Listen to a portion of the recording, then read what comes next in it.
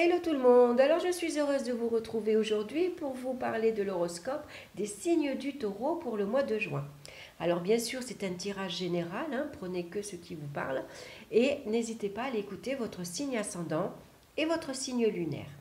Donc j'ai choisi 5 cartes du tarot Téléma et pour finir ce tirage, une carte du l'oracle de la sagesse de la Terre. Alors, dans le domaine ici sentimental, nous allons retrouver le main ou le fou. Dans le domaine professionnel, nous retrouvons la carte de l'impératrice. Dans le domaine financier, nous retrouvons la carte de l'empereur.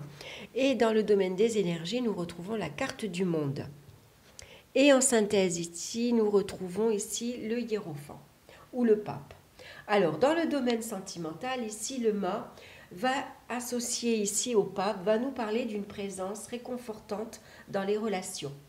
Ça peut être une aide, un soutien dans une période de flottement ici. Ça peut représenter également une personne indépendante, libre, qui a peur ici de s'engager. Alors après, pour un couple, par contre, on peut ici passer à l'étape suivante. Ici, on emménage avec sa ou son partenaire. On s'engage. On a envie d'aller plus loin. Alors, il est possible qu'on se marie ou alors qu'on se paxe. En tout cas, c'est très positif. Ici, on avance. Ça peut être également la rencontre lors d'un déplacement ici d'un homme mature et pourquoi pas d'un homme marié ou en tout cas un homme qui est déjà engagé dans une relation. Alors après, on peut ici aller vers une personne mature qui peut nous apporter une stabilité, voire une sécurité également. En tout cas, on va vers une personne protecteur. Si on s'est un peu embrouillé, ça peut nous parler d'une réconciliation et en tout cas d'un engagement sérieux. Dans le domaine professionnel, ici avec l'impératrice, on va nous parler d'une évolution professionnelle ici très sécurisante. Alors l'impératrice, elle peut ici représenter les courriers, ça veut dire que peut-être vous avez envoyé un courrier pour demander un nouveau poste, ou ça peut être simplement une lettre de motivation, ça peut être un CV, mais c'est peut-être vous qui attendez un courrier aussi, suite à la réponse à une demande professionnelle. Puisque ça peut nous parler également de démarches administratives. En tout cas, avec l'impératrice, on a le sens des responsabilités. Ici, c'est quelqu'un qui travaille sérieusement. Alors, ça peut représenter ici un travail professionnel, un entretien, professionnel positif. Ça peut être ici une spécialisation ou une formation, pourquoi pas, que vous avez demandé et qui vous sera acceptée. En tout cas, le contact est facile avec l'impératrice. Ça peut représenter également ici un accord est conclu. Ça peut être un projet qui est accepté, qui est béni. Ça peut être également une aide intéressante, une aide protectrice, une aide bienvenue de la hiérarchie. Ou ça peut être vous qui vous dirigez vers un poste d'enseignant, voire de conseiller. Dans le domaine financier, on retrouve l'empereur. Donc avec le pape, ça nous parle d'excellente gestion financière. Ici, ça nous parle de richesse matérielle. Souvent, l'empereur représente quelqu'un qui a déjà sa maison à lui, qui est déjà propriétaire. C'est une personne généralement qui est généreux avec ses proches. Ici, on partage. C'est quelqu'un qui sait protéger ses finances également.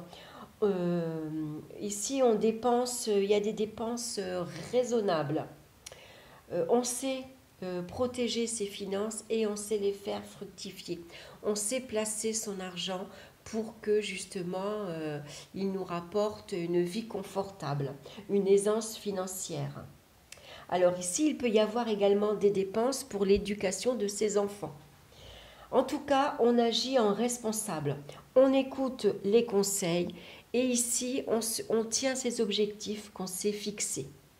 Alors après, ça peut représenter également la loi qui vous oblige à respecter ici un engagement. C'est possible aussi. Au niveau de la santé, ici, avec la carte du monde, on va nous parler d'une excellente santé. est associé ici au hiérophant ou au pape, ça nous parle pour ceux qui sont malades d'une guérison complète.